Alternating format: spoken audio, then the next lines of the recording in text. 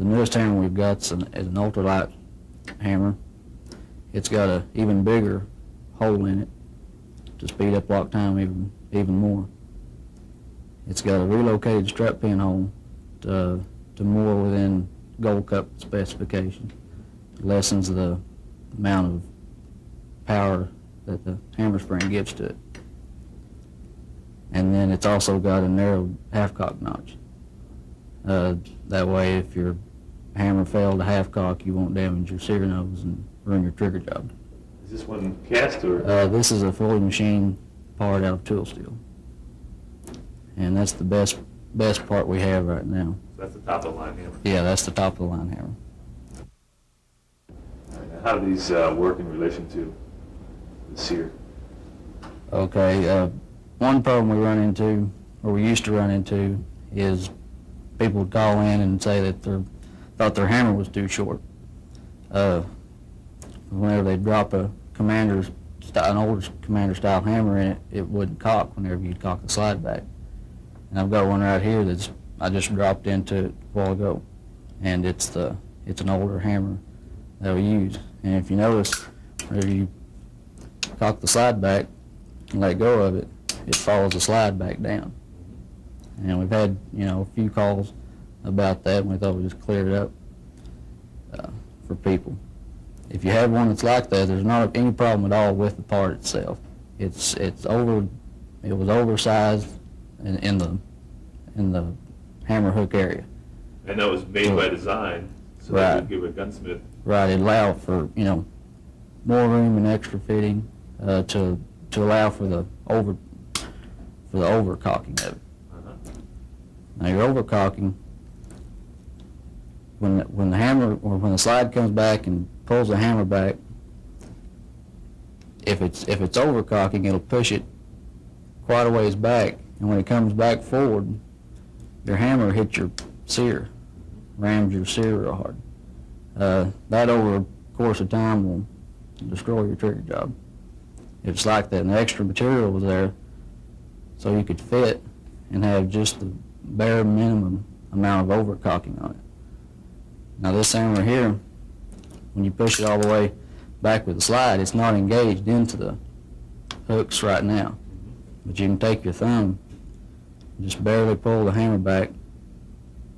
It takes just barely a little bit, and there it's engaged. You hear it click. Right. Now, it's not that the hammer's too short or anything like that. What you've got, if you look on the sear block here, you take a sear and hammer,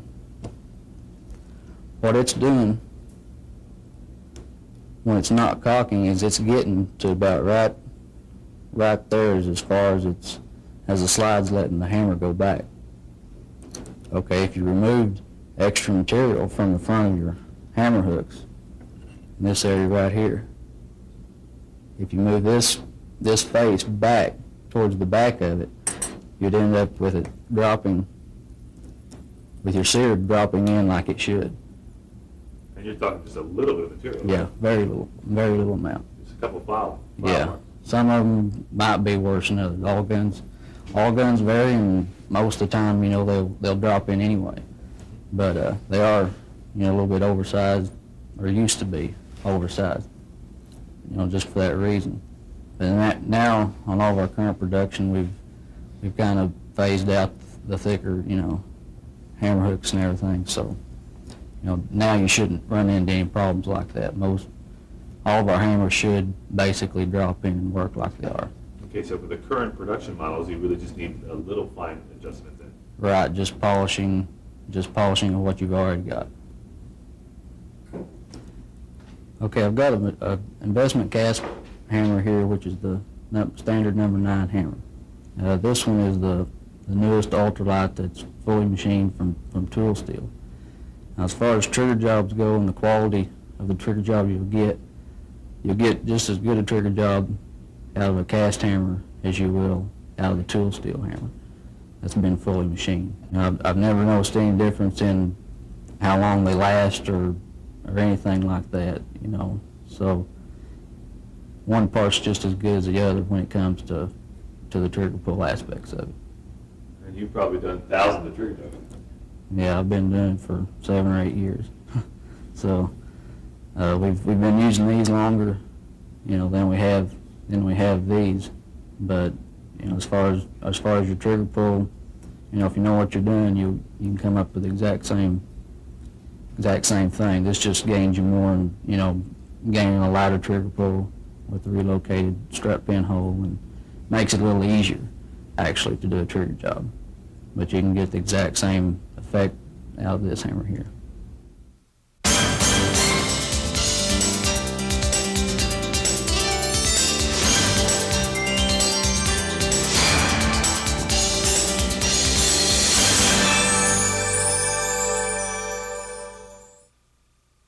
Okay, what we're going to do here is a trigger job on our commander we've got, and we'll be using 3 of our different parts, swapping out into it. We'll be using a 299 Deluxe hammer, and a 314 Deluxe sear, and a number 190 ultralight trigger. Okay. Okay. What's the first step? What do you want to change first? Okay, first let me talk about our parts a little bit. Our ultralight trigger, compared to a steel trigger, you get a major advantage in safety from your trigger trying to bounce back under recoil. On our sear, it's a fully machined sear out of A2 steel. It's made to our dimensions, and cut on the same angle I cut them when I do them in the shop here. They're a real high quality part, and our hammers, we use them also. They're a much higher quality part than what you get from any of the Colt. We make them to our specifications. What I'm going to do now, I'm going to prep the hammer. Okay, what do you got to do to do that? Okay, let's go over to the vise.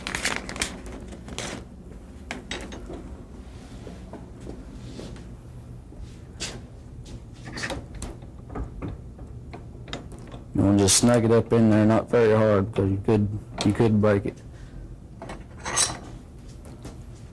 And what I'm using here is a file from Brownells that I've got. It's a hammer cutting file, and it's got 2 safe edges on it. And what you're going to do first is cut your bottom flat first, making sure you keep everything square. So you're squaring it up, huh? Right. It's already pretty much square like it is, but the only way to be sure is to cut it yourself and check it like that.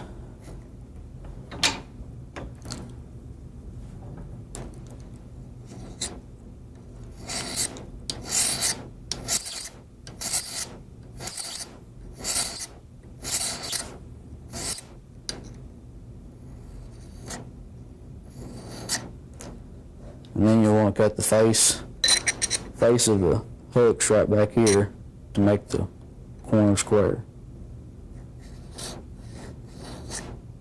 You're going to take the same amount off each side, keeping everything as straight as possible. You want to remove the least amount of metal as possible to clean up all your machine marks.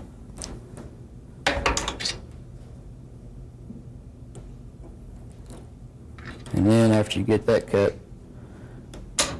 and looking like you want it, you need to go and cut the height of the hooks down. Now we don't recommend you go below 18 thousandths or 20 thousandths. Just cutting the height of them down.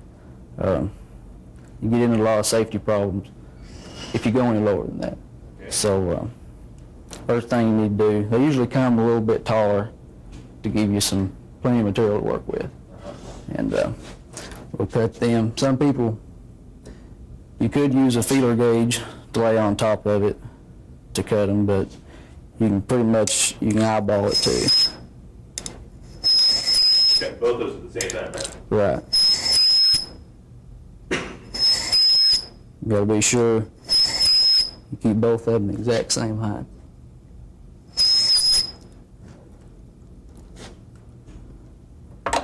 And that's one of the most important parts in cutting those is keeping both of your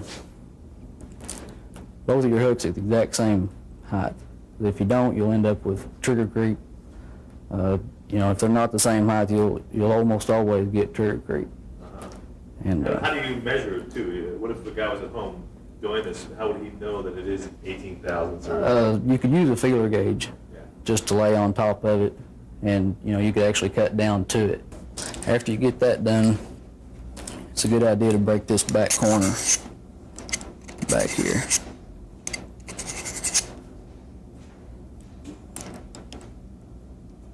You end up with a real sharp corner there, and it helps smooth everything out when it's cocking itself. And then you'll have to take your old hammer and knock the pin out of it.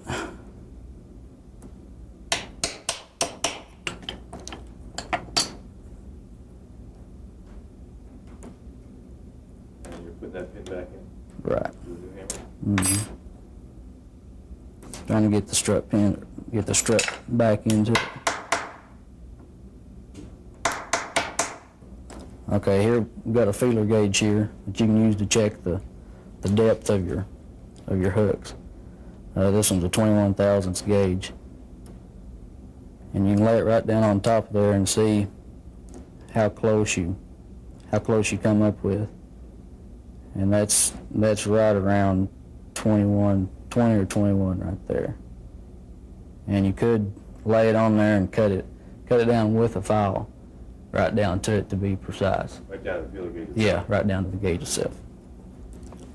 And then you want to take your hammer pin, make sure it goes in, it's not too loose or anything like that. Make sure there's not any burrs anywhere inside the hole. And if that goes in all right, you've pretty much got everything done to your hammer for now anyway. And from there, we'll go on to the sear. What we'll do is we'll cut the nose on a sear jig.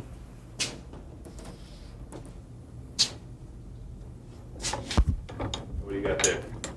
Okay, this is a Tom Wilson sear jig that we got from Brownells. And it's an adjustable jig where you can adjust the amount of angle you've got on your sear.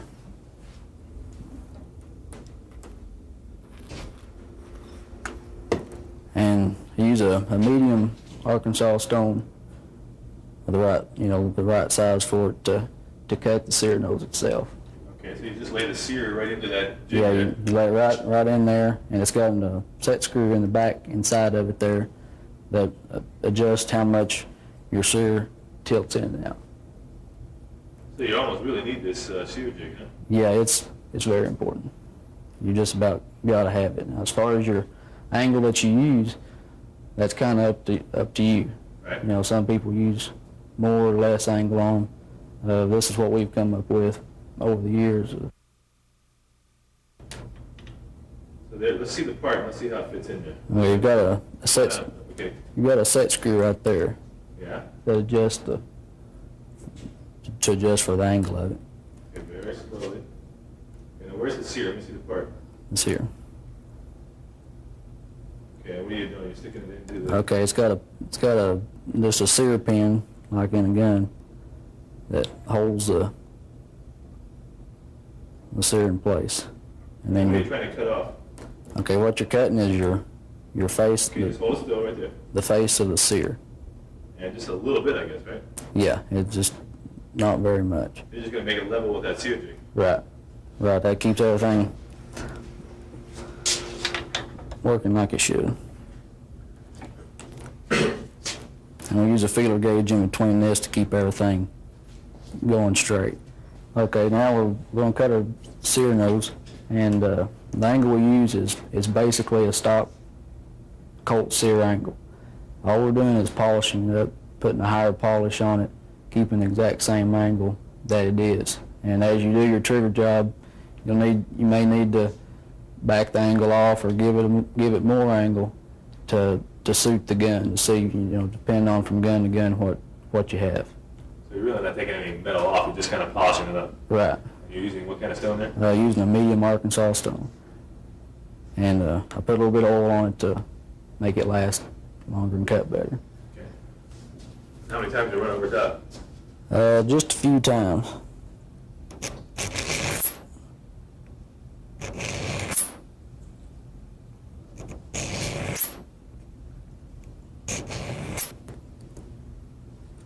And that's pretty much all it takes there. You have to be careful and keep everything nice and square.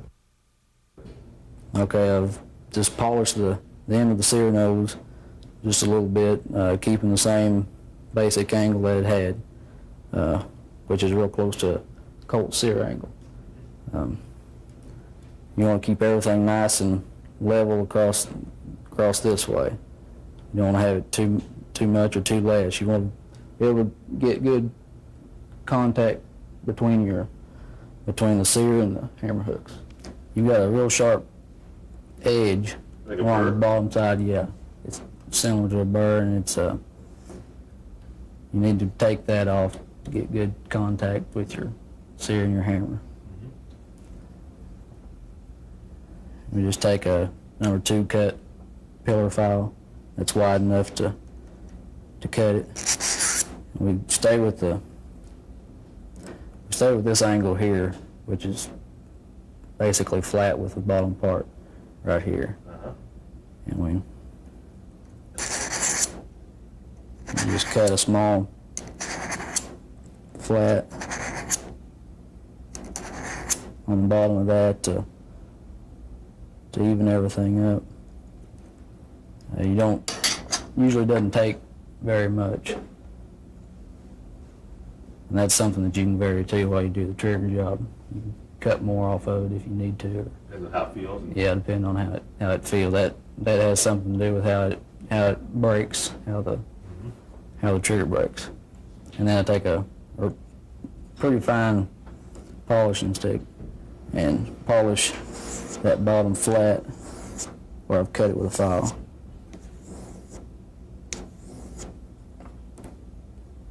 And then that's about all you can do for the moment. These sears are finished out real good in these areas. On the legs of it, front and back, they're already polished. They come polished out of the bag. They come polished out of the bag. Now, a lot of the times a regular Colt sear will have burrs kicked up along this edge here where the sear spring rides on it. And it sets on there like that. You need to get your surface nice and flat and smooth there. And you need to get the back of it nice and flat to where your disconnector sets on it nice and even. All the old Colt sears were all machine parts. They were, pretty good quality. So you're able to work with the older ones? Yeah, you could work with the old ones pretty much, and they were pretty good quality. You just had to clean them up a little bit, knock the rough edges off of them. And all the new current production 80 series guns have stamped steel parts, cast parts in them. And they're not real good to work with. That's why we switch this part out into it. So they won't hold an edge and they'll get a lot of rough spots on them, and it's just a lot easier to use the Wilson. Yeah, it's a lot easier to use a part that's already finished out like it should be to start with. Okay, this trigger only weighs 80 grains, Yeah. Which is a lot lighter than the factory trigger is. Now they're using plastic and steel combination. All the older ones use solid steel triggers. Right. And so now, what you got when you go to a light trigger like this is you don't get much of your trigger bounce that you would with a solid steel trigger, which could trip your sear and make your hammer fall under when you drop in the slide. Okay, the only thing it needs is it needs a small flat cut on the back surface here from basically here down. And what that does is whenever your trigger's all the way back, it keeps your spring, your middle sear spring, from touching your sear. Keeps your trigger from pushing your sear spring off of your disconnector, which sets right on top of it like this. So you cut it down a little bit. Yeah, because your disconnector will set basically right here, and from the end of the disconnector down, you need to cut a small flat onto it to clear the sear spring. Don't you have one already done there, Jim? Yeah, I've got one here that's already been finished, and there's what you have after you get the flat cut on it. And then after you get that cut, you need to chamfer the inside edge of the trigger. Out of the bag, it'll still have a sharp edge that runs up the entire circumference of it. So what you need to do is you need to take a small file and a polishing stick and just lightly break this edge in here, run it up so far, so whenever the bow's inside the mag well, when you put a mag in it, your mag won't. If it does move around in there somehow or another, it'll kick up past it. It won't hang up on it. Okay, on the trigger here, to get it fit to the frame, you've got to take a little bit of material off the top and the bottom. The shoe comes oversized, so it'll fit in a variety of guns. That way you can tailor fit it to fit, as loose as you want it, I guess, or as snug as you want it. How do you go ahead and take a little bit of that off? What do you use? Okay, we just use a regular mill bastard file, and you could set it in a vise if you wanted to. I usually just hold it in my hand and just cut a little off the top, and then you roll over and cut a little off the bottom.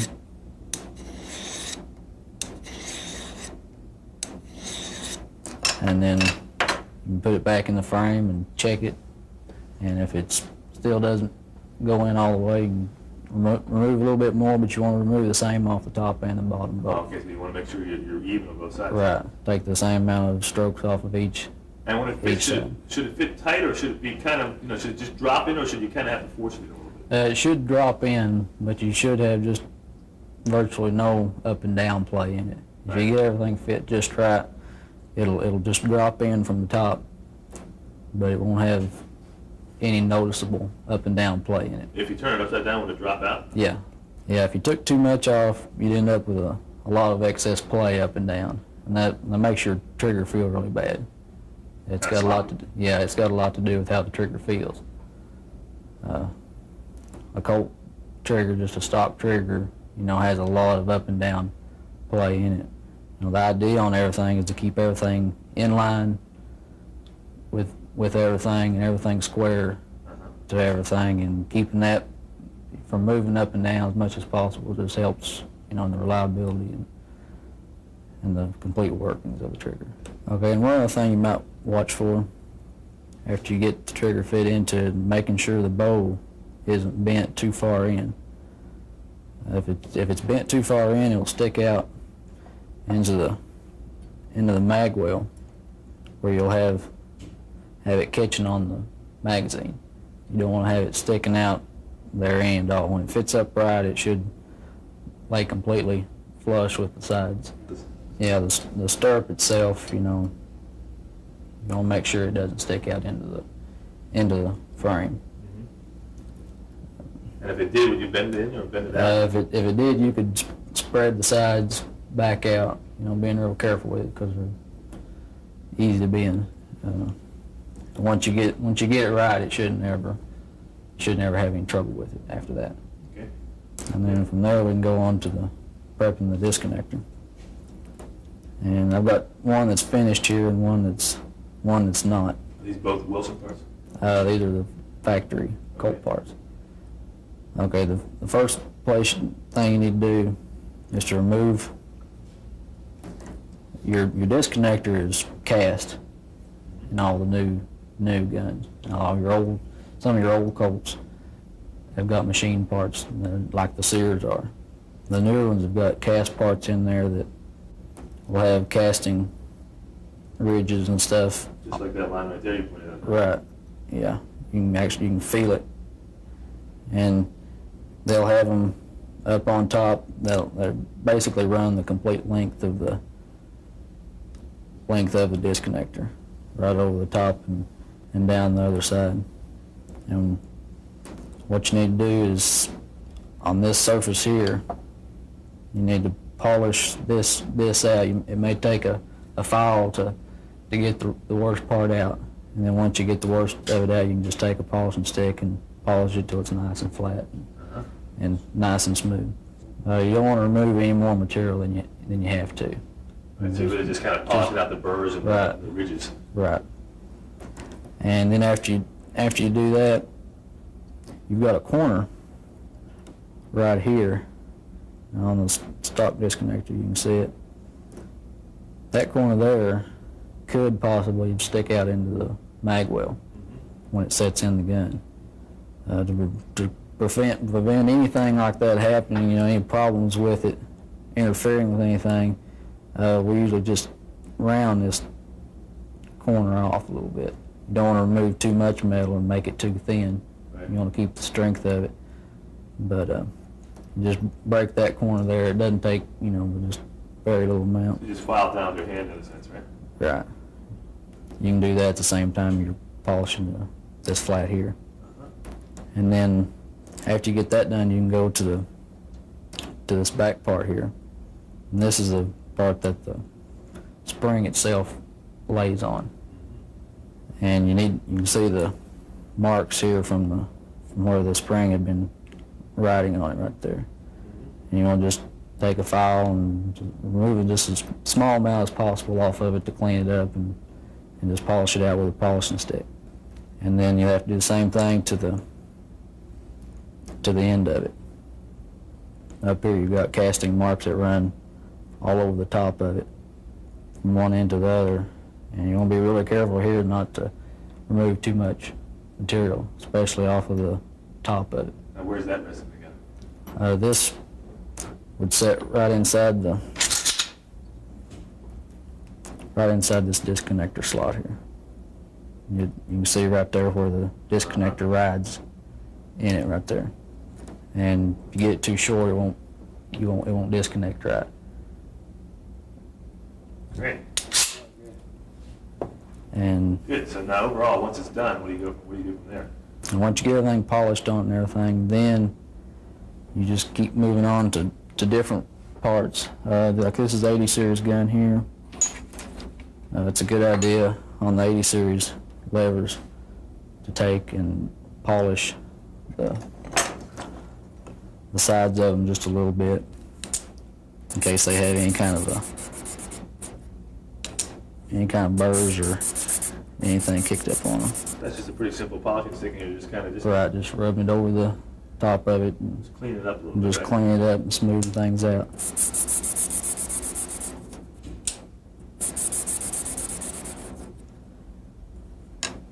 And then it's a good idea to take a real fine stick and polishing this top surface here where it engages the plunger and slide.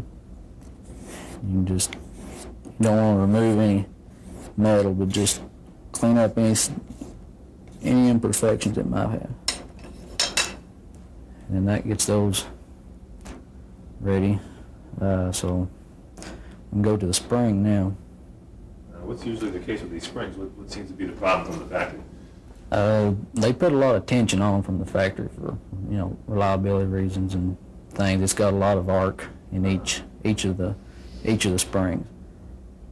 The first thing you need to do is take a polishing stick and lightly radius this edge here and this edge here where they contact the disconnector and the sear. That Not a file, just a polishing stick. Yeah, just a polishing stick. It doesn't take but just a very little bit.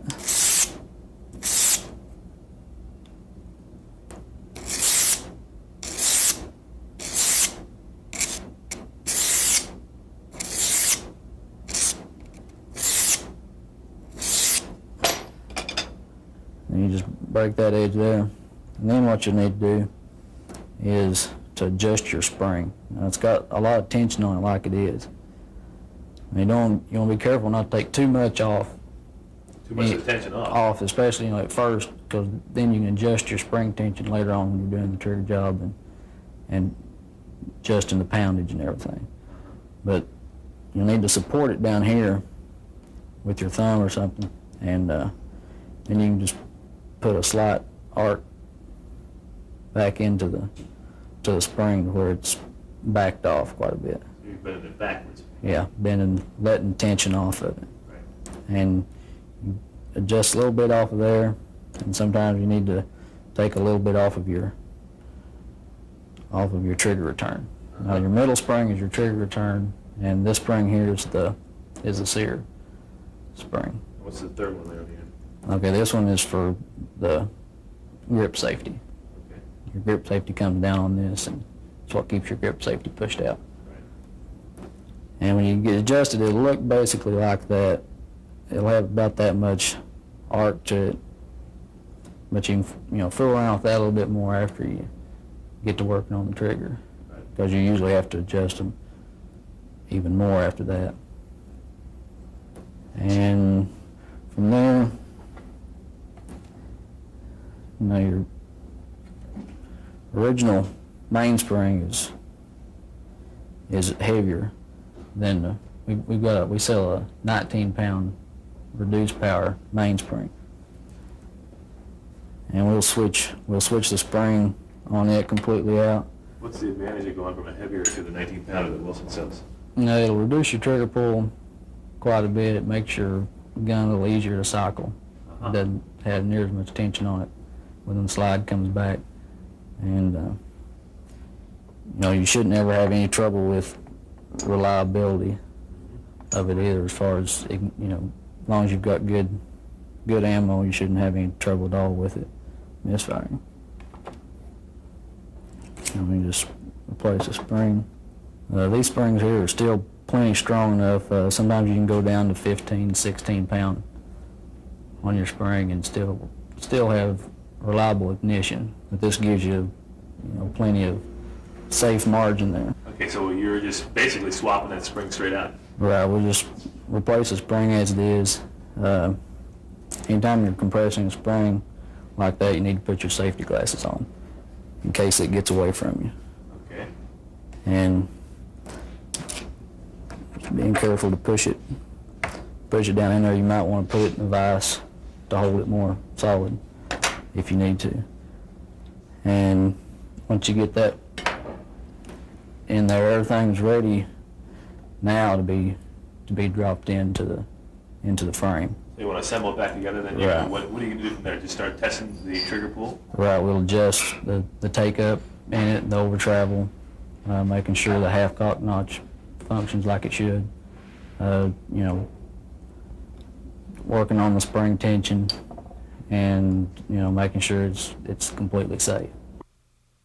Okay, now I've got all the parts prepped and ready to put in the gun to try, to check the function on it and everything. Now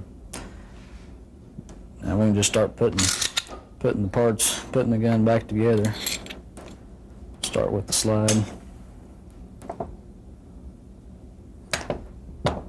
Take your 80 series plunger.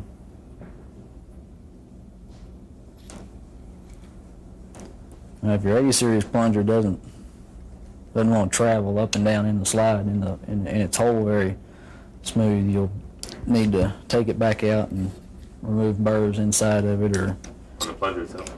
Or inside the hole? Inside the hole itself. Yeah. Sometimes you'll have burrs kicked up in there. If it travels up and down smooth, then it should be just fine.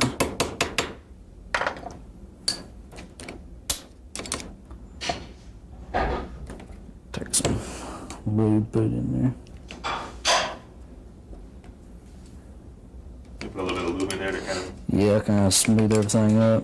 And this one here, it runs up and down real smooth, so it shouldn't have any problem with that. Okay, now we can drop our trigger in. that fits just like you wanted it to, right? Just- Yeah, it'll drop in, but it doesn't have any noticeable play up and down in it.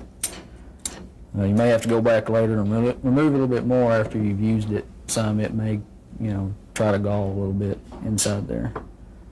Let me take our disconnector and sear.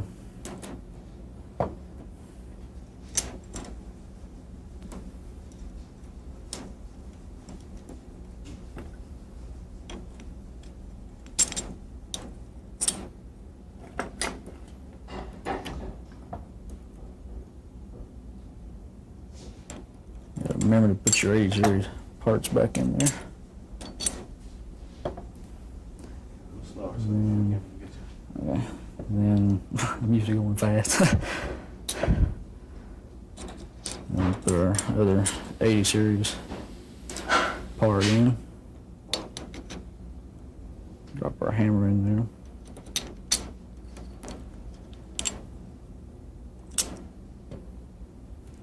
And set our sear spring in there. Take our mainspring housing.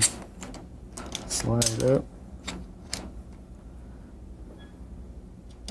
And you'll want to leave all your, your safeties and grip safety and everything off of it when you're While you're doing the checking trigger this. job, because you can see what's going on a lot better. Uh-huh.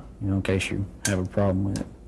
Okay, you got everything in there like that. The first thing I always check is make sure your 80 series part works right. Because if you drop your hammer down now, and if the plunger wasn't getting pushed up all the way, your firing pin will damage your 80 series plunger. Uh-huh. It runs up and down inside. Okay, your plunger sets in the back. Uh-huh. It's at the very end of your 80 series leg. And you can see that when you're looking down in there.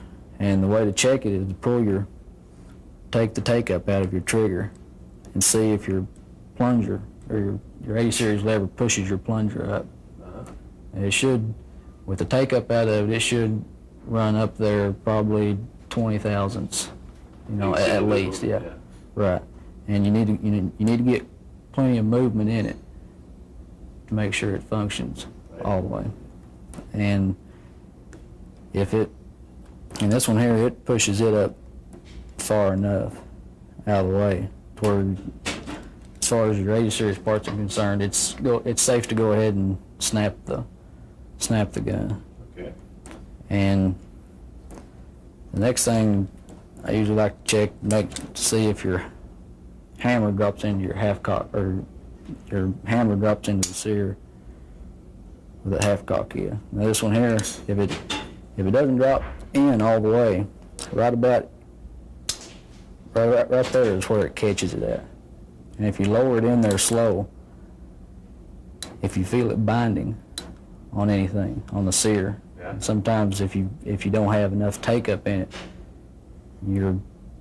it'll bind going up into it. It'll actually wedge itself into the half cock notch itself. And now this one here drops straight in. It goes in real positive. And that's usually a good indication of having enough take up in your trigger pull. That was, That'll give you a good place to start. you working on that when you were working on what part again? Take up? If you have the take up out of it, everything, your 80 series plunger should be pushed up out of the way, and then if you drop it to the half cock, it should just fall right straight into the sear should fall straight into the half cock notch. Okay. And you also want to check it while you've got it to see if your screw in your trigger is adjusted in too far. This will affect the over travel of it. Now if it's in too far, right where your half cock notch and your sear cross each other, cross paths, you'll feel it bumping it. You should have complete freedom, with your hammer going all the way down, all the way back. You shouldn't be able to feel anything. Right. But if you feel it right in there, it's usually your sear bumping it. And when it bumps it, if it bumps it, you need to adjust your trigger screw back out. Yeah. because you've got it in there too far. Then once, this one here, it's got plenty of clearance on it now. Okay, now once you know that your A-series parts work like they should, and that your hammer's not bumping the sear, and that you've got plenty of take-up in it where it goes into the half-cock notch like it should, and then you can snap it a few times, dry fire, and see what how good or bad your trigger feels at that point. You usually always want to cycle it with the slide. It'll feel different if you just thumb cock it. Oh, really? With your hand. And how's this one feel? Got a little bit of creep in it. It's still pretty heavy. It's got quite a bit of trigger return tension. We can still take a little bit of trigger return off of it. So what are you going to do now to do that? To take that off, you'd need to bend your middle spring back a little bit. I think while we're at it, we can go ahead and bend the sear spring itself back a little bit more too. Now some springs are weaker than other springs. Some of them are real stout. Some of them are weak. Some of them you don't need to take much tension off of them. Some of them you'll have to, and some you won't. Right. After we do that, we can put it back in there and see how the weight of it feels.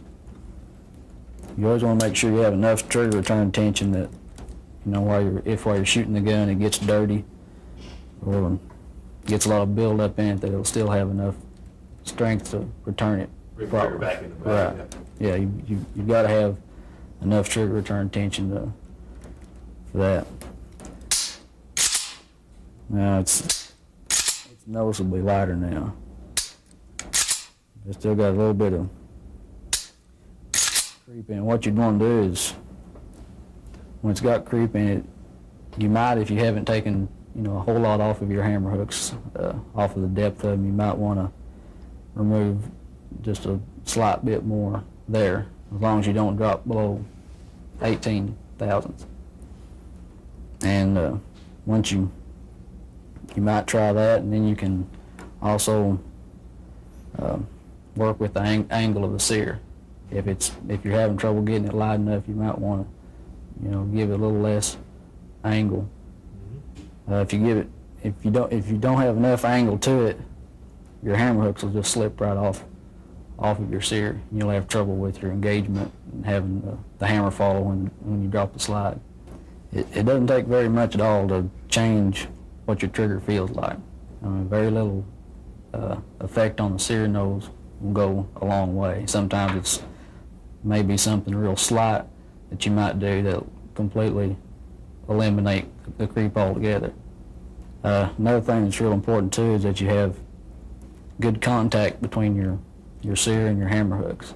You need to have both hammer hooks contacting the sear the same amount Both those on guys. each side. Yeah. Right.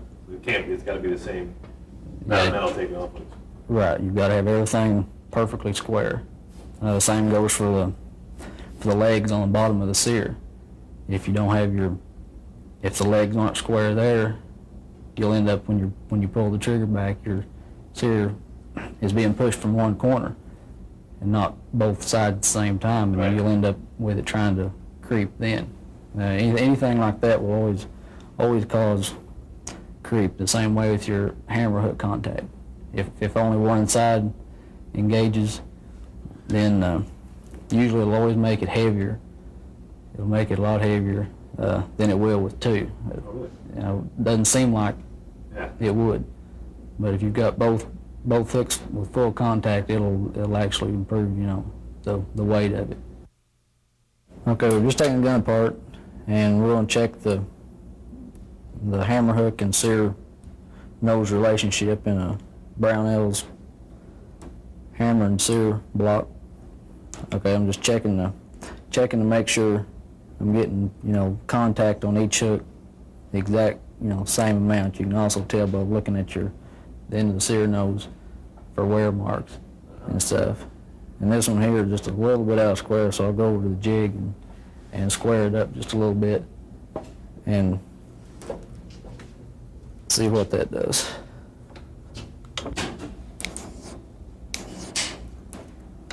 And we'll check in our sear block again, Now, what are you looking for? see how our contact, make sure we got equal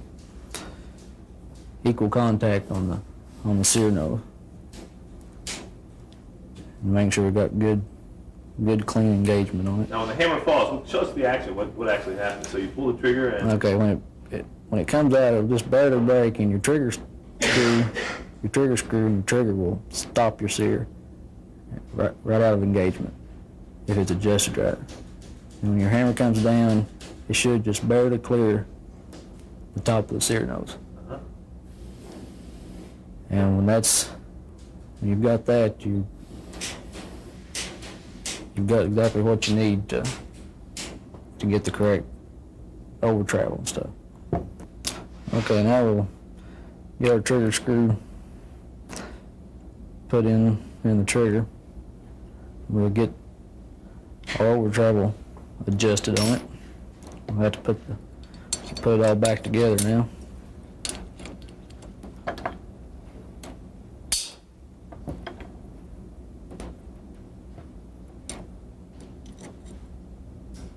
What about lubing the hammer hooks? Yeah, we can lube.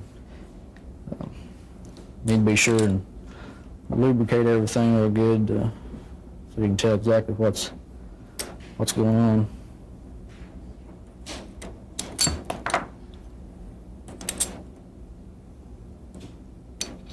Just want to be sure your upper 80 series part is back in there.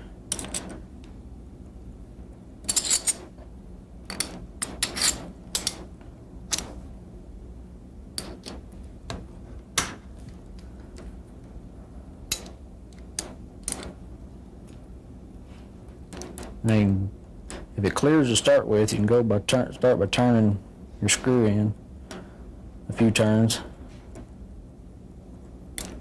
and then checking. Now I've got it adjusted too far, and you can pull the trigger, and it's adjusted so far that the sear can't even move out of the engagement. So what we need to do is back it up a few turns. Try it again. Now it's coming out of engagement now, but it's bumping the half-cock notch right there. It's actually stopping it. the trigger pulled. You actually see it just barely catching on it. So we'll still need to back it out. Just to slide them out. And it's still, it's not as bad as it was, but still just barely bumping it.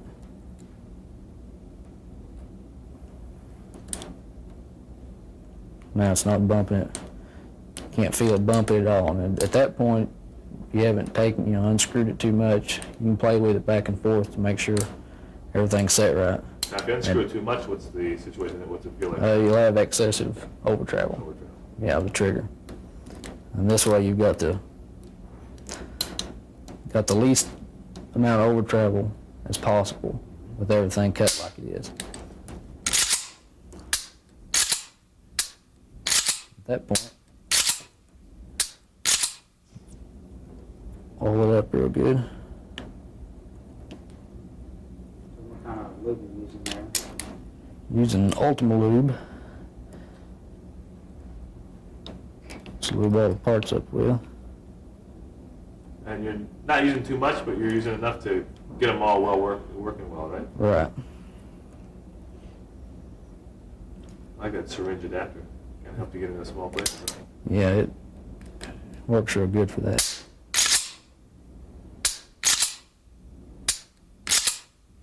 And I believe we pretty much got what we need.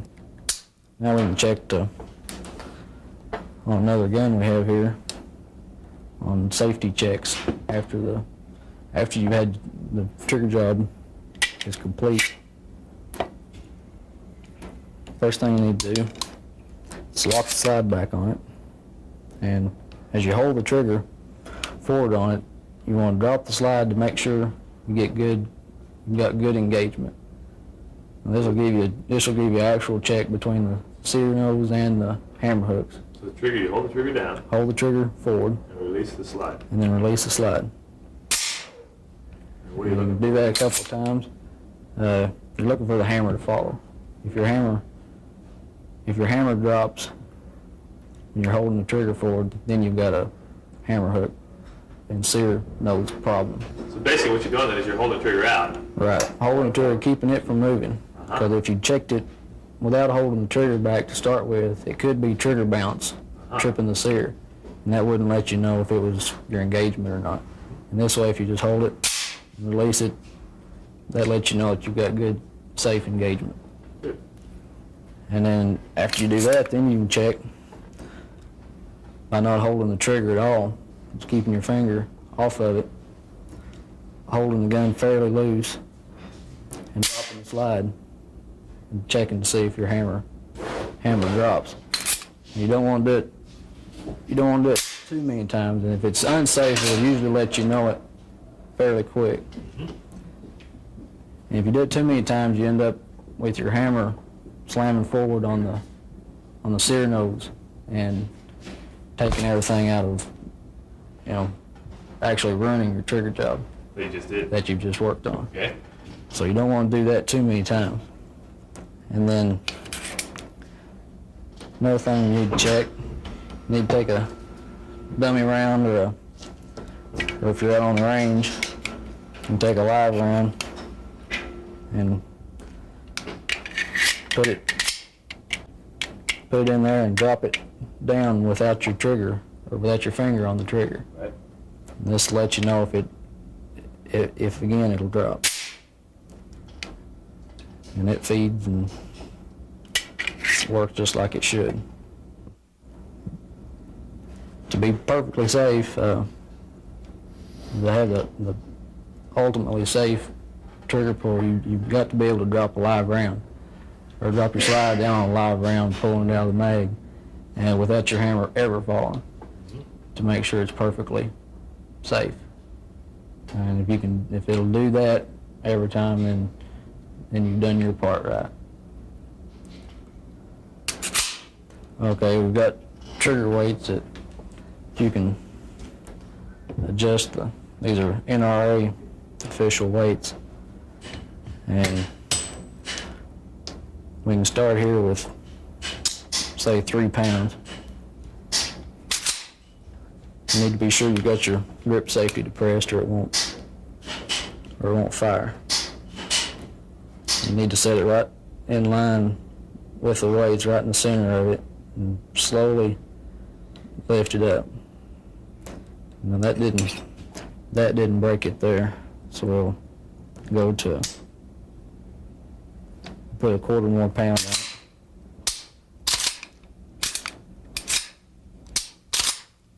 And cycle the gun again. Try it again. And just keep adding weight till it will drop.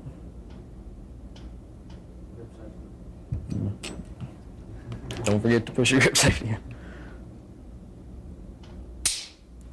Now there, it just started to pick it up. So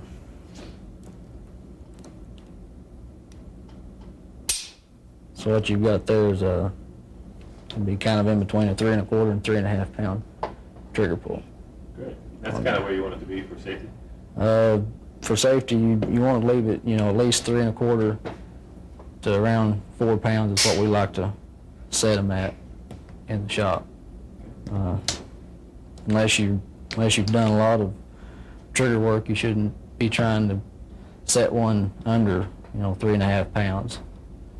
That's the safe limit, range to stay in for an average person.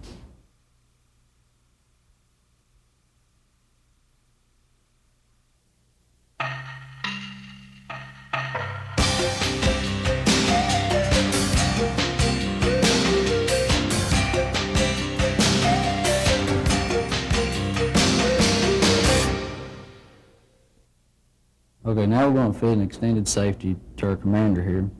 The trigger job's already been done to it, and the grip safety's already been fit. You really need to have both of those things done to it before you fit the safety.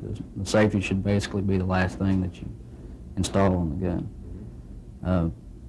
One of the first things I need to talk about here is I've already modified the safety we're going to put in it. I've modified the pad by narrowing the pad and rounding it off, since this is going to be a carry gun. So you made it smaller for carrying. Right. So you don't want it to get, you want to be able to, have it big enough to use it, but you don't want it to get in the way, Right. when you're carrying. Now this is a Out of part, the package, yeah. out of the package, this is a part as is with nothing done to the pad on it. Now, out of consumer demand, we've made the pad wide like this. Most people now shoot with their thumb resting on the pad, and they want something, nice and big and flat they can put the rest of their thumb on. That's for the competition shooters and stuff, right? Right. And so it's big enough you can basically do, anything you want to with it. You can shape it however you'd like, and it's also got enough clearance on the inside from this area in here to clear for a thumb guard. So you don't have to modify your safety to use a thumb guard with it either. And to cut that down, you use just a file, or? I use a belt sander, but you could cut it down with a file or whatever you happen to have. And then I've just polished it out. Polish the corners on it real good, and polish the front of it to just make it more comfortable. So it's smoother and kind of looks nicer too. Right. And to actually fit it, you'll want to leave your grip safety out of it to fit. That lets you see what's going on inside. Gives you a little better idea of what's going on. The first thing you want to check to make sure there isn't any kind of burrs or anything along the inside face of it that could scratch the slider, keep it from going all the way down. We'll just clean this one up here just a little bit.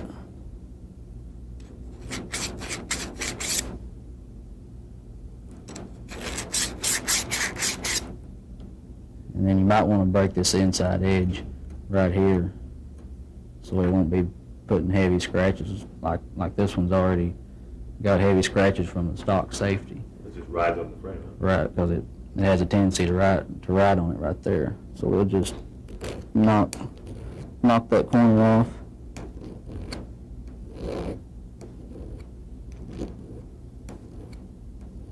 That'll cut down on the amount of scratches you get. And that's the polish with the stick just to kind of finish it up. Yeah, this is just smooth everything up.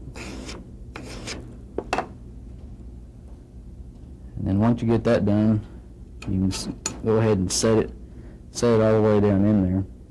Now, it's not going to go in all the way at first.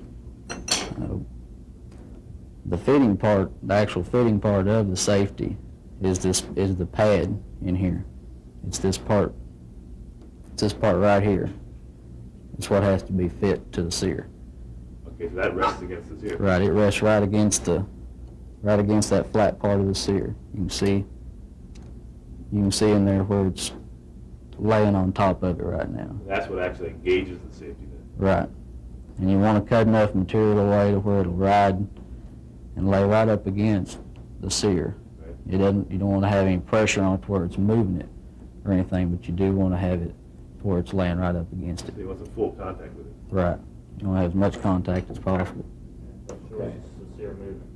Okay, so now you're actually working the trigger there, right? Right, I'm letting the trigger break, and you can see the sear riding up and down in there, and that's what actually fires, trips the hammer. So when the safety goes up, that prevents any rearward movement. So the safety would go up and that would push that piece of metal Right. down. Right, it'd keep it locked in place where it's at. All right, so it's not going to fit usually right out of the bag. You've got to just No, cut it down a little bit. they'll never fit right out of the bag. I've seen, guns where people just drop them in there and literally force them in there to try to make them work, but that's not a very good way to do it.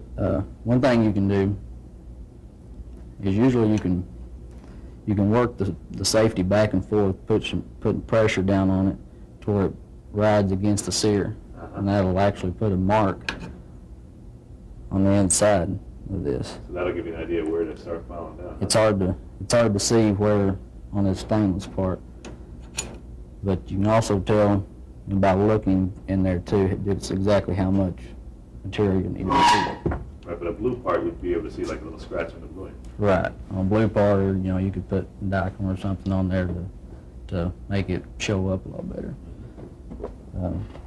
The best thing to do, as far as getting the correct angle on the safety, is to use your old safety as a pattern. So use the factory safety. Use the factory safety that you're taking out. It's already got the correct angle that has to be cut, because you have no reference point as to where, how far up or down you need the flat in their setting. So does that vary from gun to gun too? The angles usually stays the same. Right. They're always usually pretty close to the same. And as far as how much you cut off, that varies quite a bit. That's why you want to have your trigger job finished before you fit it, because you want your sear setting right where it's going to be forever. Right. Let's see the factory trigger compared to the part you're about to stick in there, see if we can get an idea what kind of angle you're going for. Okay, rotate it just a little bit more. Yeah, that may work right there. Okay. So you really got to cut a notch in there. Is what you're Right, doing, right. You're just cutting Let's a relief. a pointer in there. Can I just hold them up real quick? Is this the notch you're talking about right here? Yeah. You got to cut this Yeah, you piece. got to cut that piece there out. So you got to make it look kind of like that. So you really can use this one as a pattern. Yeah, you don't want to use it as a depth pattern because, the variances in the safeties themselves. Yeah, when you do a trigger job, you probably change where the sear sits, and so it probably doesn't have the same relationship to the safety as the original had to it. Because all those parts interact. Right, everything works together in there. Okay. And now all you need to do is, after you're doing a while, you just kind of know what angle to cut them at. But you can, It seems to cut pretty easy. yeah, stainless doesn't cut really as good as blue does, but you can see just how close it's Hold it right there. right there. We're gaining ground on it now. Yeah, you want to just remove a small amount at a time, especially if you've never fit them before, because if you take too much off, it's hard to put it back on. You can always So- take more off. If you take too much off, you're basically buying another part. Yeah, if you get too carried away, you will. It's got to fit perfect. Well, this is the one area, the safety, which really needs to work every time, right? Right. You don't want to have any kind of play whatsoever in the sear when the safety's on, because depending on how much engagement you've got and everything, there's just no room for error in that. And you just basically just take a little off and recheck it, and you don't want to get in too big a hurry on it.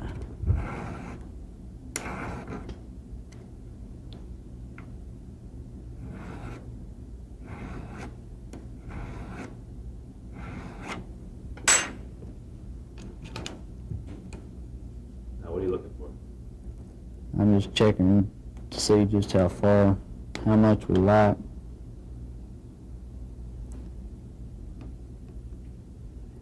Right now, if you push in on it, it's trying to go up on it like it should. So you're real close. Yeah, we're getting pretty close. Yeah, so you can't stress enough how when it's go slow and keep trying. You really don't want to get, in any big hurry on it at all. It's going to take just a little off at a time. I can tell pretty much myself after doing so many about how much to take off. I take quite a few strokes at a time off, but if you haven't done it, you might want to, you definitely want to slow down Take your time. It's Now in the it's, place there. Is that yeah, clear, or it's- is it too much pressure still? still way too much pressure on it. You really don't want to be able to feel it going up. Uh-huh. It's just got to be a perfect fit. I mean, it's got to slide up past it where you can't feel it, but it's also got to lay right on the part. Show us the wear mark. You can see here where it's starting to show a wear mark. That also gives you an idea of how close you are on your angle. Gives you an idea. You want to have the wear marks around the full width of this area right here. So if you've got more wear down here, you need to tilt your angle back just a little bit so it'll bring everything together. Now I'm just going to take the wear mark off and then recheck it again.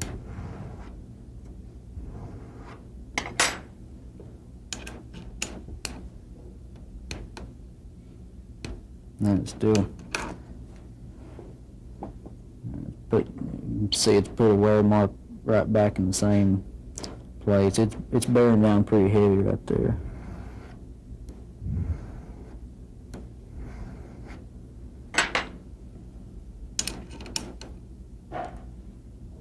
Now it's starting to feel a lot better now.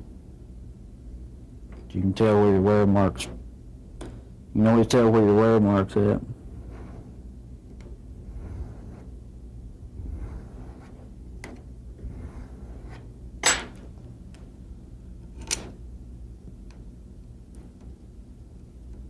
How's that feel? You can still feel quite a bit of tension on it. At this point, when you get that close, you really just need to take one file stroke off at a time to make sure that you don't get too much cut off of it. Okay, one thing we need to make perfectly clear before we go any further on fitting it is to make sure that you go slow, take your time, and do it upright. That's one of the most important parts of the safety on the gun. I mean, that controls the complete safety of it altogether. If it's not right, you shouldn't use it at all. You know, once you've taken too much metal off, you're going to have to get you a new part. You know, and you also can't go and put your old stock safety back in it, because after you've done a trigger job, it probably won't work right either. Oh, really? So, you know, there's just no room for error at all in there. So we'll go ahead and finish this up. So you're doing like 1 or 2 strokes at a time, right? Right, just taking a little off at a time. You can see now the wear mark is all the way across there now. And that's actually where the sear So is. that's the correct. You've now got the correct angle of exactly how it needs to be. Now you just need to stay on that same angle and just remove a little bit at a time. So by seeing that full wear mark, you know that you've got full engagement with this sear. Right. That lets you know that everything, you know, your angle's right in relationship to the sear.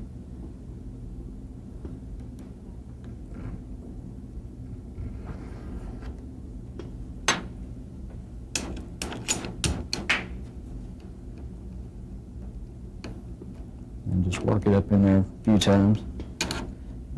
It's better to have more pressure on your sear when the safety's going up than it is to have too much material removed off of it, not having any.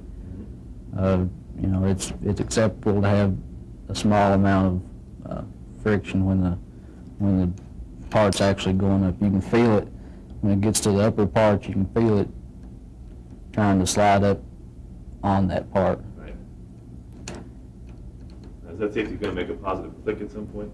No, it'll just eventually free up and go up all the way. You're probably better to stop before you get, you know, all the way and let it, you know, work itself in. Right.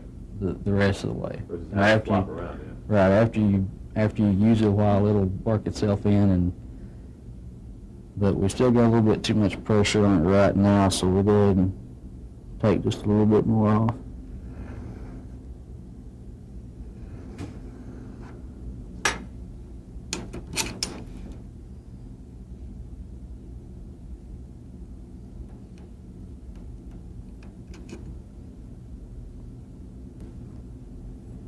And a lot of it's just as how it feels, right?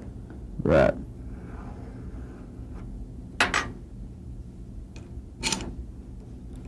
Now, we're close enough right now, we can probably go ahead and just take a polishing stick and just lightly hit the front of it.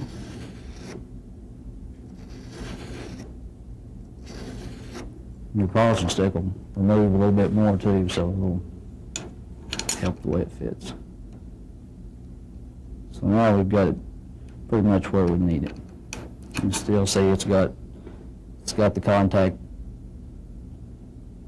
in the, you know, the full distance of it there in the middle. And at that point you've got it fit to the sear. Now what you need to do is to get it, you know, you need to, one thing I like to do is to clean up the very front of the safety. This one here, it barely does bump the front of the plunger tube. Right. So it's a little bit long. You don't want to take too much off of it, or you'll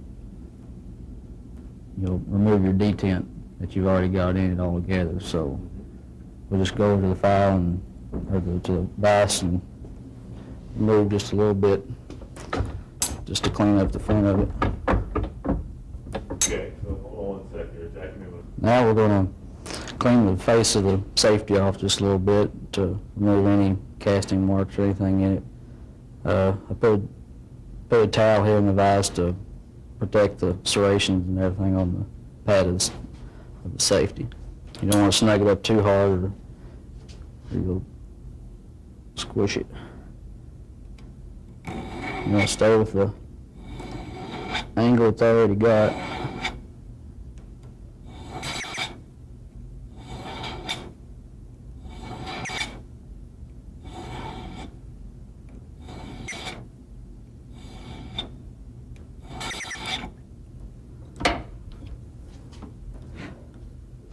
That pretty much gets that cleaned up there.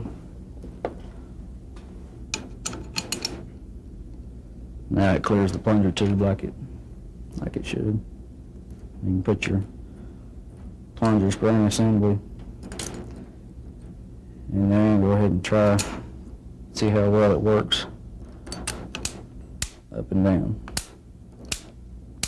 You want to make sure it engages the detent when it's all the way down. Probably can't pick it up with a camera, but with it all the way down, it's fully in the detent. I'll make sure you don't have it too light going up. You don't want it to accidentally kick up while you're shooting it. You don't want to have it too light going down, or while you're carrying it, you might accidentally bump it off. So, especially since it's a carry gun, you want to have it, you know, plenty heavy enough for what the purpose is. One thing sometimes you might need to do is to knock this sharp corner off of the bottom of it right here where the plunger snaps over. Just gonna round that Just off. going to just lightly break the corner. Going to do that so it'll kick off just a little bit easier. And this will make it kick off just a little bit easier and make it a lot smoother.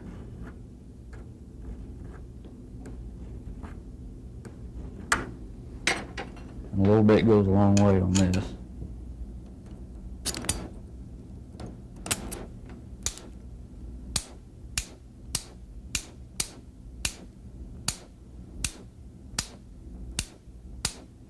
Now, if that's done, you've pretty much got it fit as far as dropping it in there. To check the safety, you need to push it up all the way and pull the trigger. Pull it pretty hard. Watch for any movement of the hammer itself. So you're just gonna see if the hammer moves at all. Right. Watch for any movement, and after you pull it back all the way, pull it back with your thumb and see if you can hear any kind of a clicking noise. If you hear a clicking, what's happening is your sear is coming out of your hammer hooks part way. And when it comes out part way, they might rest on the top edge of the hook, and then when you pull it back, it just pops it back in there. And if you have any kind of sear movement at all, you just have to start all over again. Okay, now we've got the safety fit to it. You can see that point right there. Here's your sear.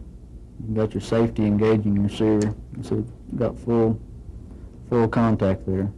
If you pull the trigger back with the safety engaged, you shouldn't have any movement at all of your sear. So there's the trigger moving on the right side. Right, you can see the trigger moving, but your sear is not going anywhere. Completely blocked. Yeah, it's completely blocked. Now go ahead and drop the safety real quick. Let's see what happens when you do that. And when you drop the safety comes out of the way of your sear. That lets it go on past. Okay. Now what do we have? We have another part. Okay, I've got the original Colt part that came out of it. I purposefully took too much material off of this part right here, the fitted part. Okay, hold it still. So you took it down. This is for a demonstration. Yeah, I cut it down just to show what happens if you take too much metal off and what to look for. If we put it in the gun and check it the same way with the safety up. Okay. You pull the trigger, you can see the sear travel. Pull the hammer back, you can hear it click into place. You pull it, you can watch it. Watch It's it. moving just a little bit up, huh? Yeah, you can see it drop back down a lot easier. Yeah. It's very slight movement, isn't it? Yeah, it's very slight. No movement's acceptable. You can't have any kind of movement at all. No matter how slight. Right. No matter how slight it is. If it moves at all, it's no good. Now this may actually function, but it's really not safe. No. The gun will fire and everything, but when you put the safety on, it'll be totally useless. You won't have a safety anymore. Tell them that Okay, if you don't want to have any kind of movement whatsoever to start with, if you cut an excessive amount off, and if you don't know what you're doing and don't know what to look for, you end up with a case. Well, on this one, we've cut even more off than we did before. You can look down in there and actually see the clearance you've got, for one thing. There's a lot of room down there. There's a lot of room underneath it. Okay, if you pull your trigger, you can see how far it travels. It's a noticeable amount of travel you've got there. So it really is moving. It's really moving. But the worst part of that is that you can flip your safety off and your hammer drops. Dang. Now, if it was to miss your half cock, it'd go off just by flipping the safety off of it. You gotta do is pull the trigger and drop it. And that's all And because drop. you cut too much off Right. the... It's so far, it's come so far out of the engagement that when you drop the sear, it just goes ahead and lets it go. So it goes ahead and lets the hammer drop. So that's the worst case you could run into, pretty much. Put the right one back in now. You don't want to have any movement whatsoever. I mean, you can't stress that too many times. You put the... You pull the trigger and drop it. Everything works fine. Nothing moves. You pull the hammer back. You don't get any. You don't hear anything like the sear trying to jump back into the hammer hooks or anything. And if you got that all done right, you've got it fit pretty much. Now, the other thing you need to watch out for is like a lot of times if you put a match barrel in a gun, you'll end up with your slide sometimes setting further back than it originally did. You've got to have this notch right here. This notch here has to clear your safety. Now this one here has got quite a bit of clearance. Actually, it has enough clearance on it already. You want to have at least 25 to 35 thousandths clearance. That gives you a little bit of movement. That way, if your gun gets real dirty or while you're shooting everything and it happens to be setting, maybe not closed all the way, you can still let you get your safety up so your gun will be safe. The clearance that we're talking about is the clearance from the face of the safety here to the notch in the slide. It's this area right here. And if that didn't fit in there, If that didn't fit in there, you'd have to take your slide off and take a narrow file like this, and then just go in there and cut this flat straight down till you've got enough, the proper clearance. so you wouldn't cut the safety itself, you cut the No, you don't cut. You don't want to take it off the safety. You just want to take it off of the slide itself. Since this one already has enough, we'll go ahead and just leave it alone. One other thing you might want to do for cosmetic reasons is you might want to spend time fitting your safety to the frame more. Fitting it up.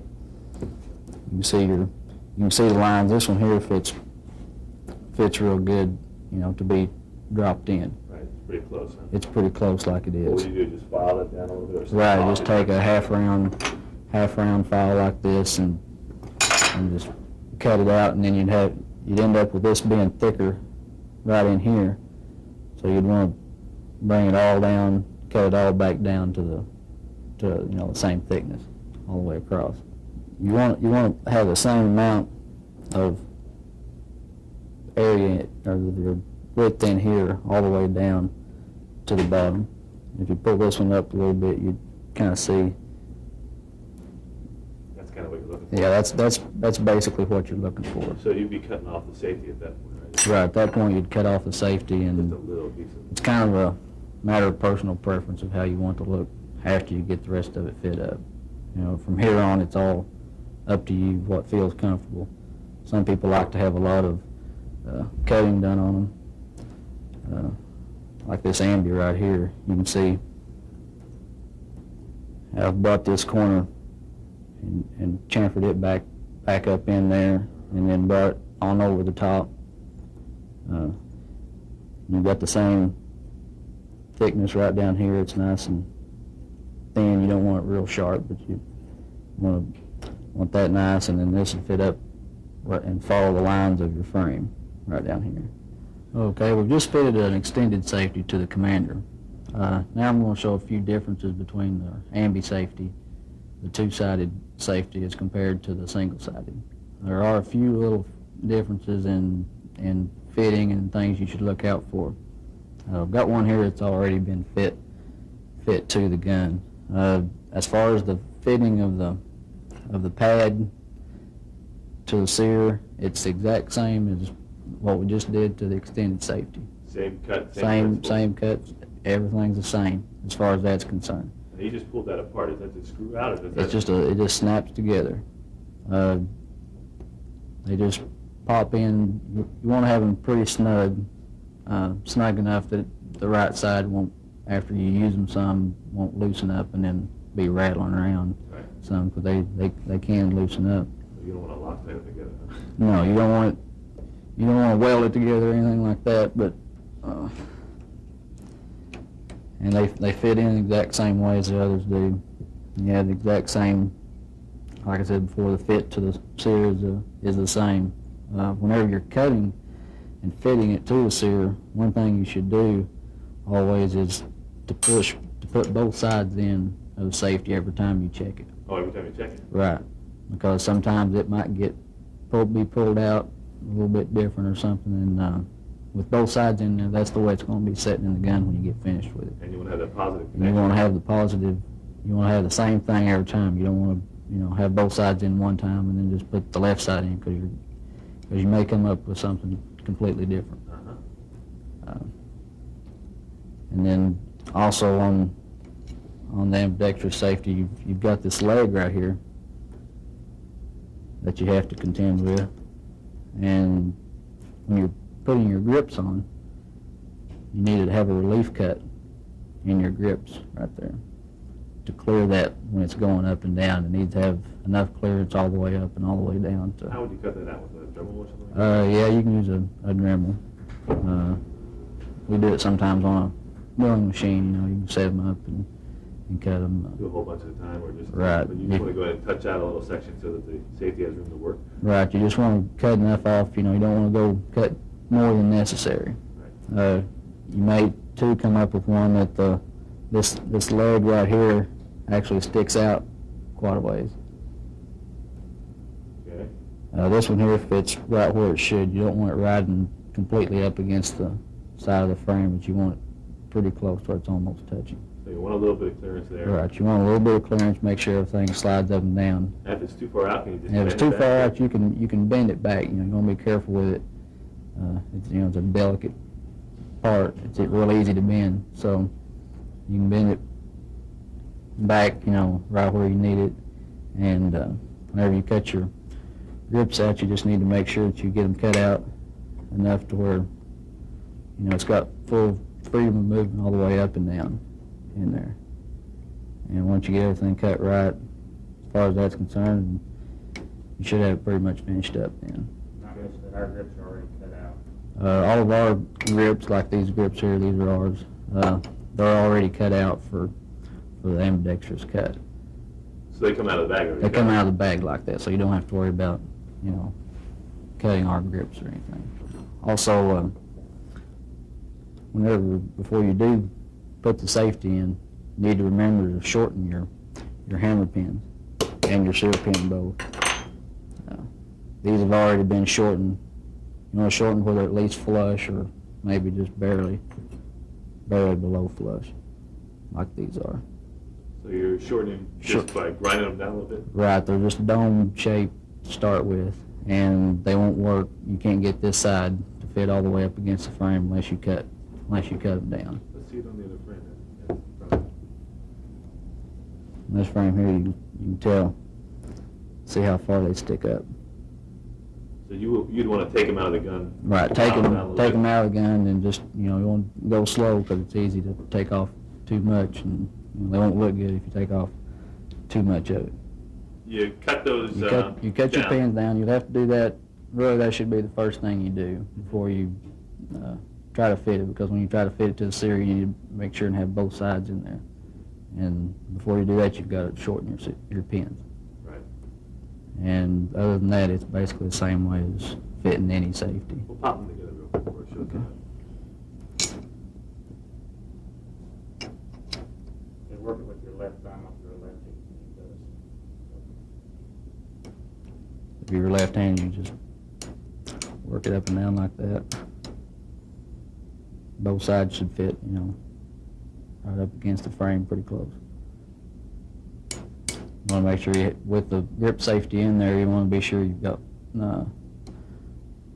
good movement with your safety. You don't want to have it binding up on anything. You may have to even polish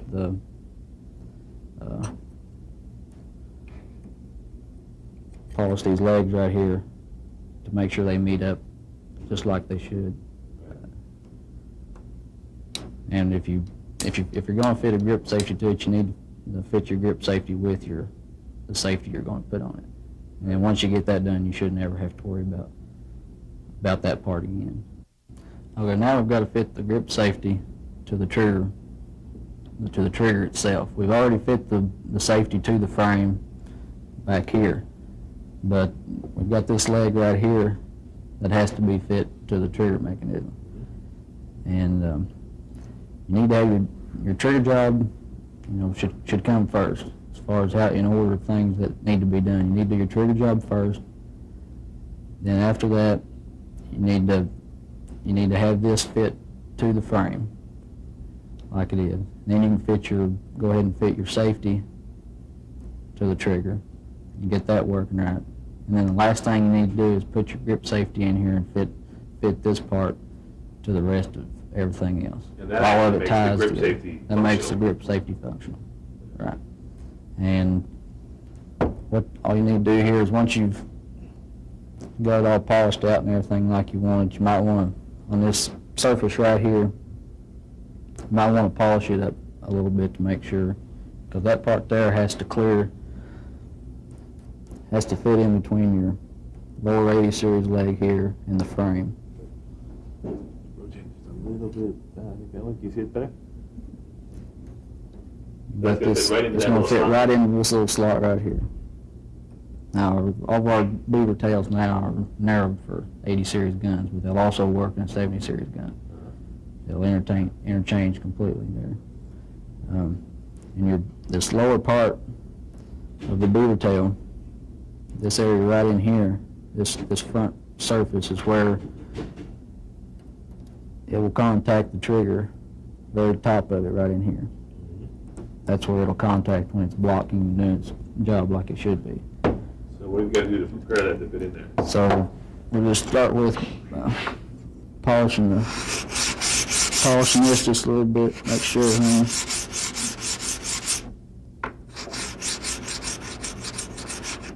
So you really don't have to take anything off of it, you just want to make it no, we're just, there are times when you might, depending on the gun, you might have to take it, cut just a little bit more off of it.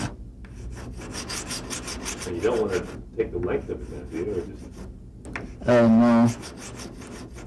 Right now we're just going to test fit it to make sure, see where it's at right now. okay. We'll go ahead and drop it in there. See what we have.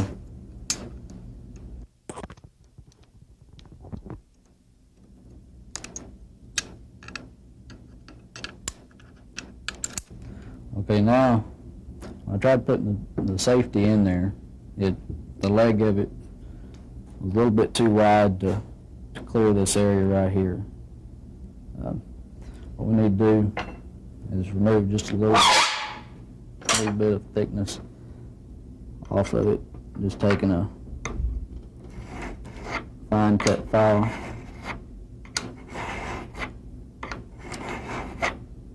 We're just going to narrow it down a little bit. Right, we're just gonna bring the thickness down just a little bit.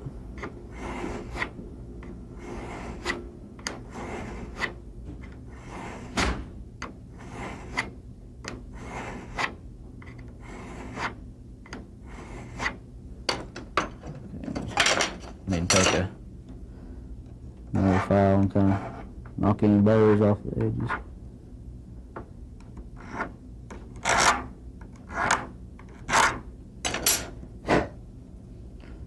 I'll try it again, see how it works.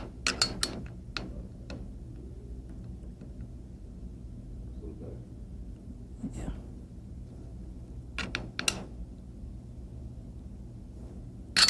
Okay, we're also going to have to take a little bit off of the front of it, just a little bit too long. It won't swing down and clear the trigger like it is. The thing we need to do is we need to move this shoulder here back just a little bit to make sure we have full trigger movement.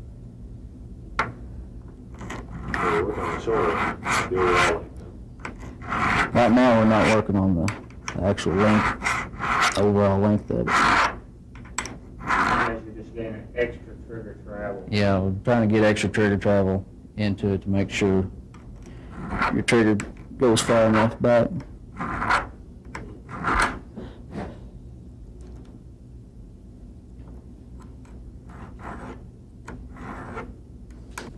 Okay, now we're going to talk about how these parts work together before we go any further on the fitting of the grip safety.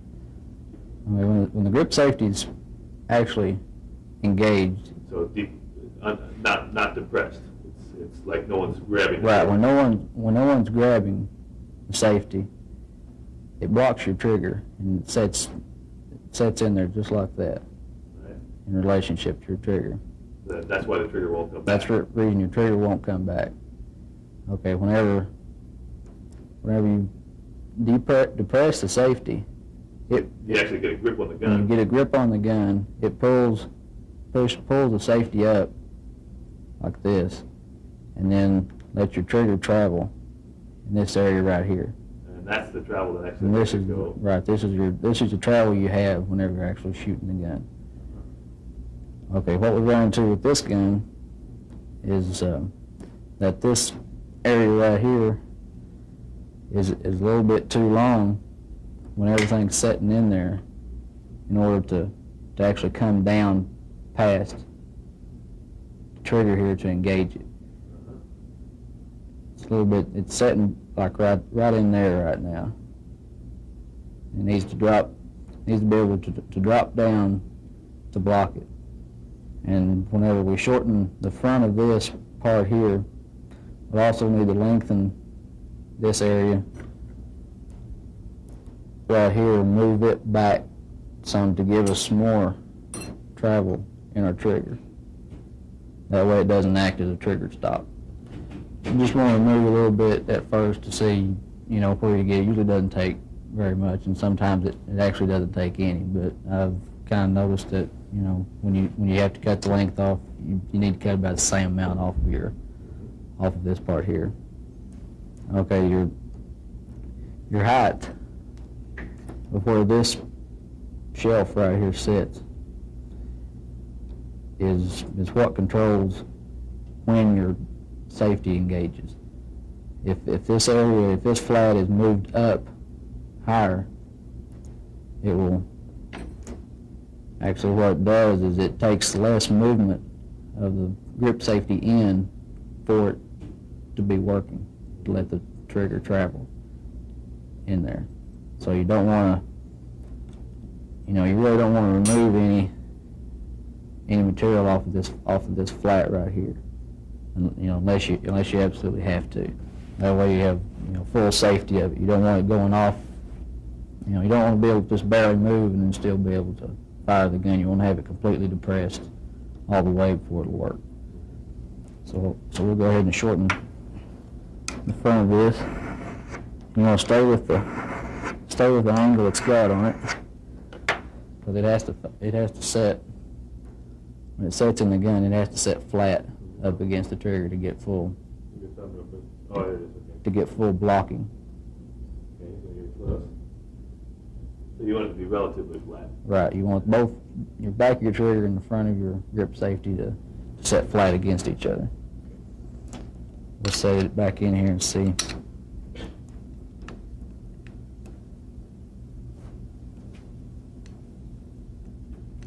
Okay, we still need to shorten just a little bit more off of it.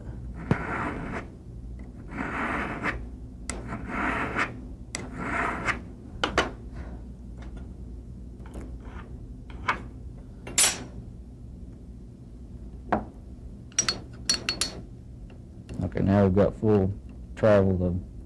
It's short enough now that it'll drop down past the top of the trigger. We can put everything back in here.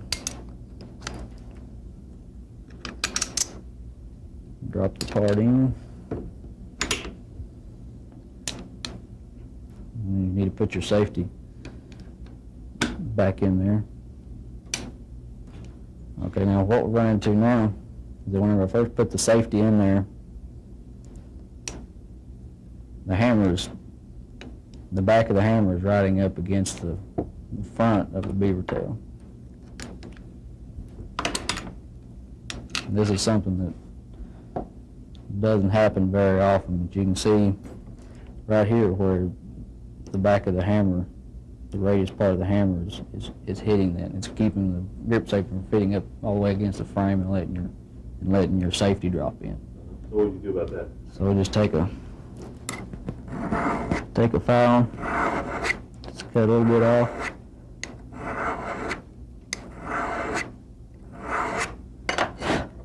Just remove a little bit of metal there and put it back in there and check it again.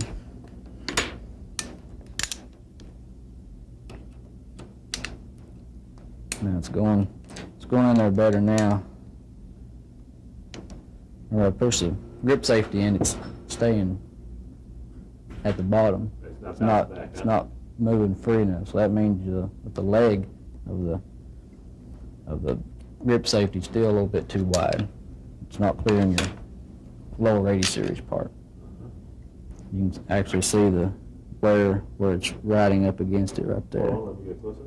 You can't really see it actually. It's on this top edge. It's just too wide right there. Right. It's just too. The thickness of this is just too wide. And we're still getting a little bit of contact with our hammer up here, so we'll go ahead and cut that off now.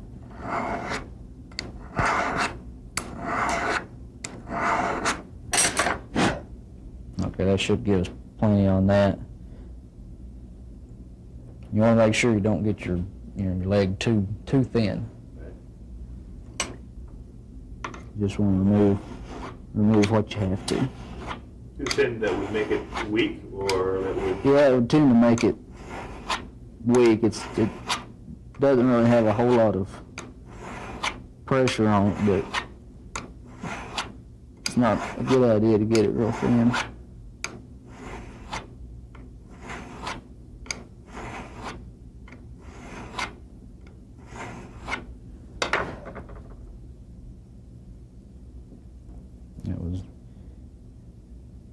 It was running more towards the top.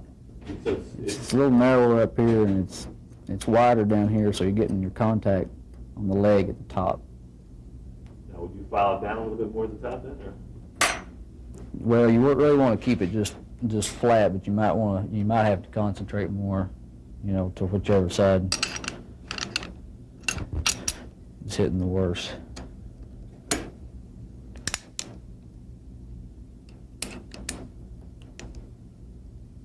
Now we've got travel with it. You can get your safety all the way in there. We're still getting a little bit of rub from the hammer. It makes it hard to get your safety end out because it puts a real bind on it. So it's fairly obvious that it's important to do a little bit at a time. Right. There's no need in doing any more than you have to. You can always take more off, but you can't always put it back on.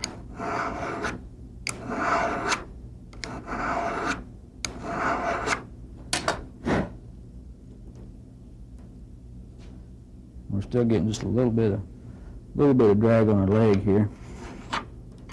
You're always looking for those wear marks, right? Right. They let you know what's going on.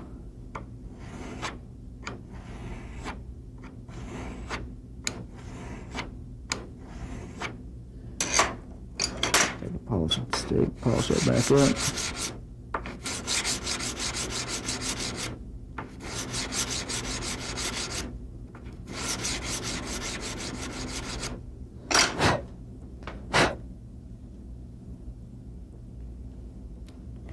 Take your file, knock these sharp edges off just slightly.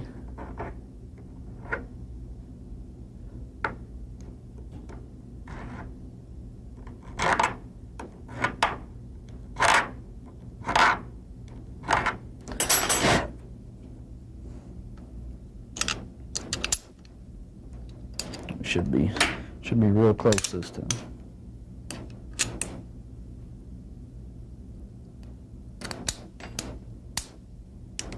Okay, it's not hitting the grip safety at all. We've got travel there. Now you need to check it to see see if it'll actually work or not when you actually pull the trigger. You pull the trigger now, it's up there, it's blocking the trigger just like it should. I've got the safety off of it. Pull the trigger, nothing happens with it. And while you're pushing on the trigger, push it in and see just how long it takes for it to engage it. You've got to push it in quite a ways before it'll go. We're still getting trouble from our legs sticking in there. It's still sticking a little bit there. Yeah.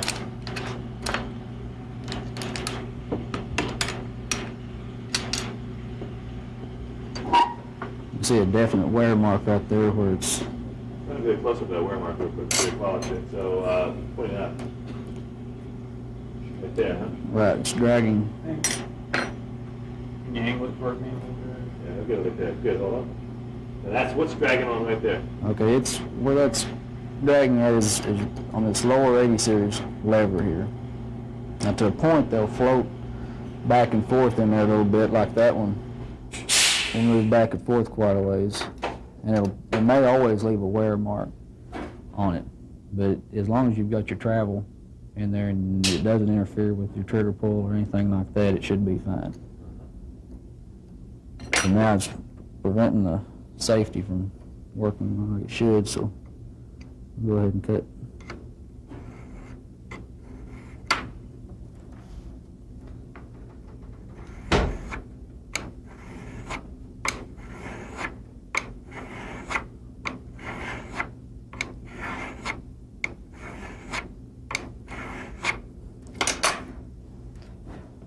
Leave it like that for now until we check it and make sure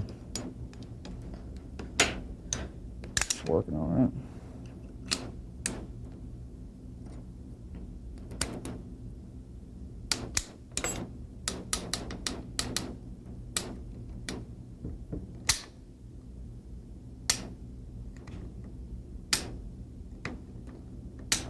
Now it's pretty much releasing right now. Whenever the trigger is back and it's underneath it, the trigger's not sliding all the way out from underneath that. So what do you think? From underneath the leg. It probably just needs polish just slightly. I haven't polished it yet. So now we can probably go ahead and polish this side of it here.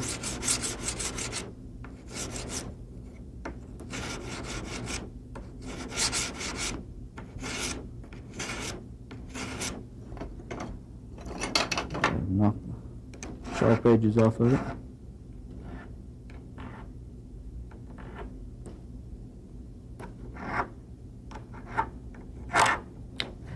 I'm going to knock the edges off on this side.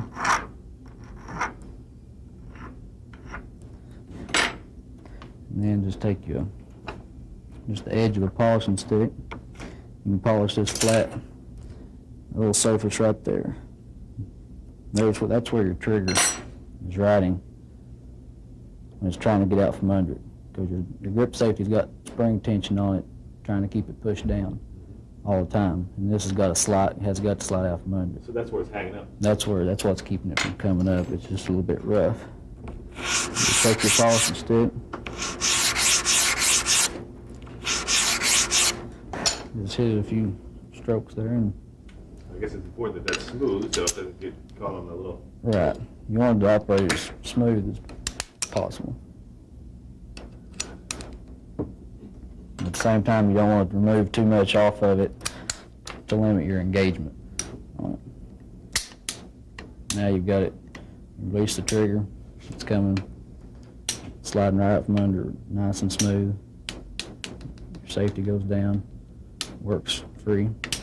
It has a little click there, but will that wear away? It may be. Might check it. Take a little bit more off that leg just to be on the safe side.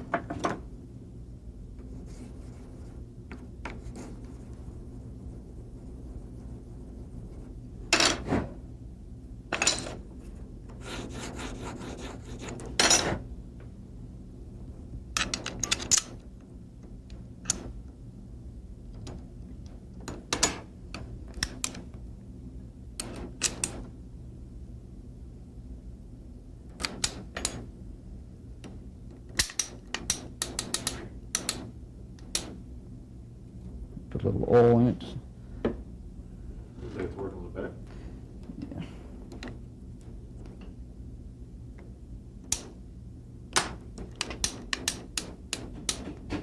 Okay, now we've got our part in there and everything seems to be working like it should. The main thing to look for is to make sure it travels up and down smooth, no hitches whatsoever. What motion would that be? Just the up and down, you know, That's with the hammer drop? just the swing of it. Yeah, with the hammer fully cocked, you know, you need to check it, and with the hammer down, you need to check it. That'll let you know too if your hammer might be rubbing on the grip safety. If you know if it was hanging up, that might be what it is. You also want to make sure the hammer cocked onto it's got plenty of travel right there before it breaks. And this one runs, you know, nearly all the way down before it'll break. Right. And you want to make sure with keeping your trigger pushed in that, you know, you can tell actually how much travel you've got by that. Let you know how far it's going down.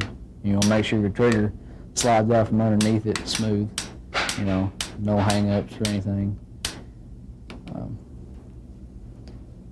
And you want to make sure it doesn't block the leg inside. Make sure it's not too thick and hitting your trigger parts in there, because it may be rubbing up against it just enough to put creep into your gun that you might not have had before. You know, that's a lot of times that's what the problem is. You also want to make sure that you've got it back far enough that you don't have any that you're getting plenty enough trigger travel out of. You don't want to be hitting, you know, half cock or anything like that.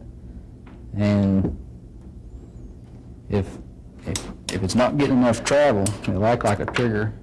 It'll actually act like a trigger stop. It'll just completely stop your trigger before it gets back as far as it should be. And if it does, all you need to do is move this surface right here, move it back to where you've got more travel between your trigger and your grip safety, back and forth. And with everything in there, and you know, after you do all the safety checks, you're pretty much finished with it.